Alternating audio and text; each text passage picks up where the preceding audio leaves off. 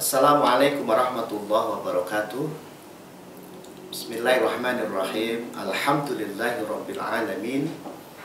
Wa bihi nasta'inu ala umuri dunya waddin. Wassalatu wassalamu ala asyrofil anbiya wal mursalin wa ala alihi wa sahbihi ajma'in.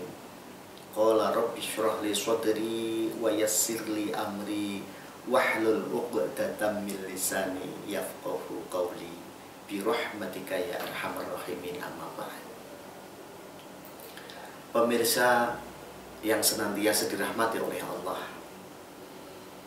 pertama marilah kita memanjatkan puji syukur kepada Allah.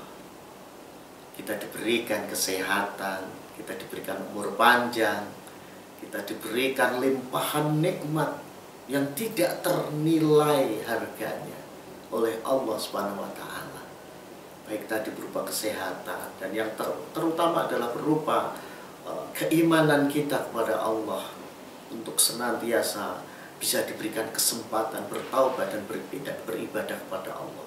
Ini tentu adalah sebuah kenikmatan yang luar biasa untuk kita semua. Untuk itu kita patut terus bersyukur, terus memanjatkan tahmid alhamdulillahirabbil alamin atas semuanya yang diberikan Allah kepada kita.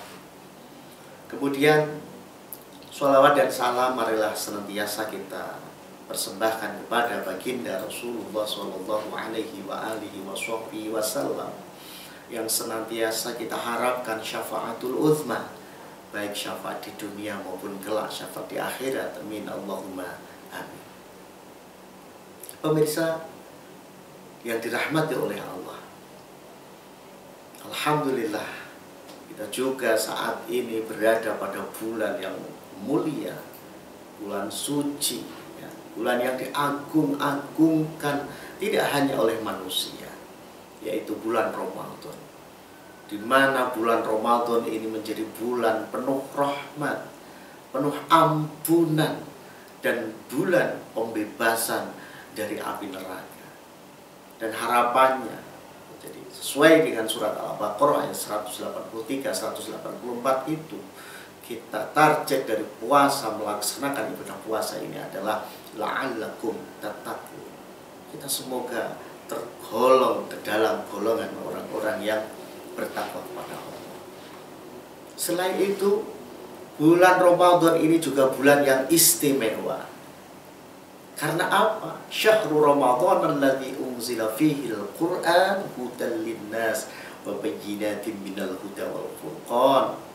Bahwa bulan Ramadan ini adalah bulan yang di dalamnya diturunkannya Al-Qur'an. Al-Qur'an untuk apa? Sebagai petunjuk bagi manusia dan penjelasan-penjelasan mengenai petunjuk itu, serta pembeda antara yang hak dan yang benar. Jadi luar biasanya bulan Ramadan. Semua kebaikan diberikan kepada kita.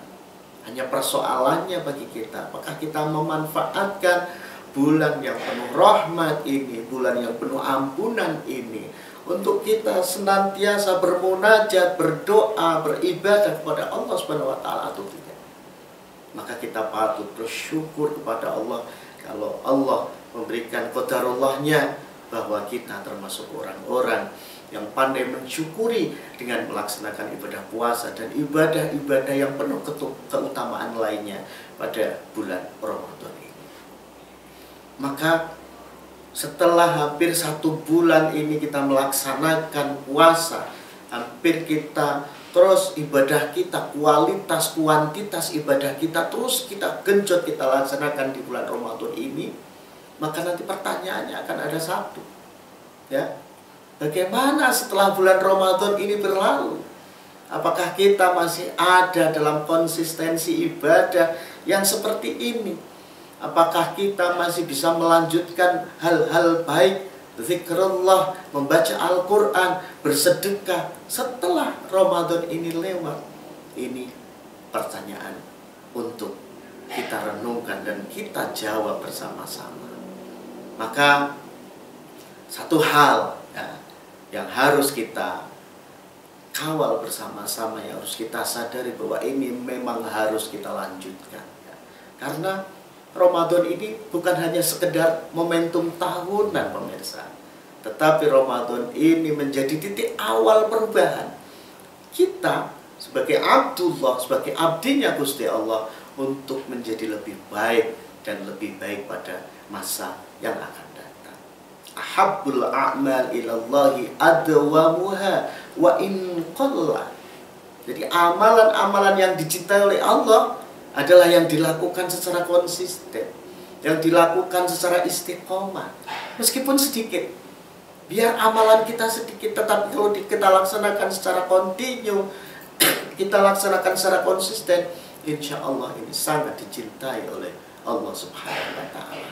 Maka sayang sekali jika kita biarkan amal-amal ibadah yang sudah kita istiqomahkan di bulan Ramadan ini, kemudian pasca Ramadan akan kita lewatkan begitu saja.